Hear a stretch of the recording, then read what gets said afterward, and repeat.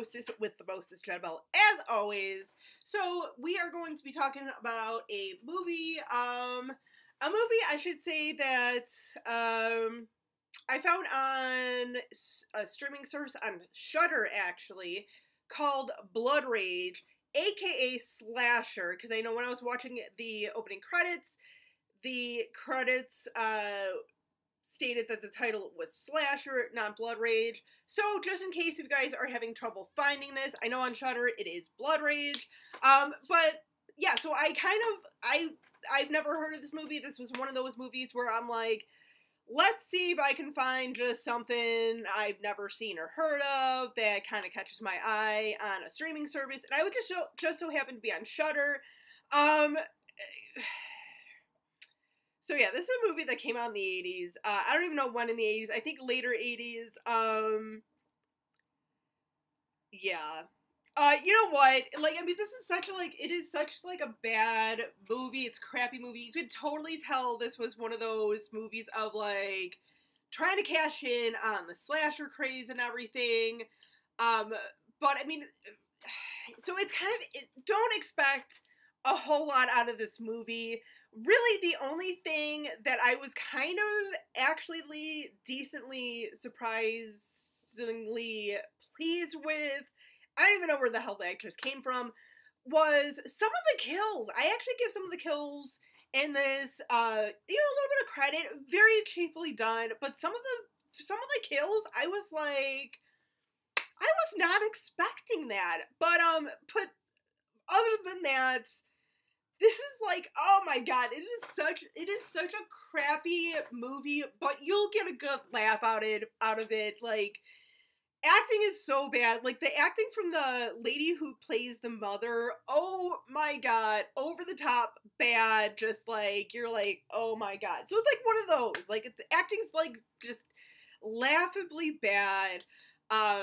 Story is just so kind of like really, basically what the story is it opens up at like a drive-in, and kids are get popcorn and stuff, and it comes in on this car who there's a lady on a date with a guy, and then in the back seat, or in like the back of the station wagon, there's these two boys sleeping, these twins and everything. So you kind of realize, oh, like they're the kids of either these couple or at least one of these people. So the adults start making out. The kids kind of like roam off. They're like, let's get out of here. And kids are walking around, and one of the kids finds this like little hatchet or axe or whatever. Stumble upon another couple that are like full on like making out and everything. So the one kid kills the one guy or whatever, and like the other twin is literally in so much shock he's like frozen, and literally the one that killed this guy, the twin that killed this guy, literally puts the hatchet in the brother's hands, wipes some like blood on the kid's face, on like the hands and stuff, and you're like, oh, that little shit's gonna blame his brother for this. And of course, he does, and this innocent brother then spends, like, the next 10 years in, like, a mental institution or a school, as the mom keeps liking to say. So it jumps forward, like, 10 years later, the two kids are grown up, the one son's still in the, like, mental institution, pretty much has been a mute all this time, but, suddenly has breakthrough and is like, my brother killed him. My brother. Kid eventually escapes. It's like Thanksgiving, and finds its way back home and everything. Meanwhile, other brother, spoiler alert, it's really not a spoiler alert, because it's, what's going on in the entire movie, is going around, the one who actually killed the original guy is going around, like, killing all these people in the apartment complex. So, I mean, it's a goofy movie. Like I said, like, as soon as I kind of started watching it, I was like, my expectations were just, like, out the window. I'm like, okay, this is gonna be just, like, a crappy movie.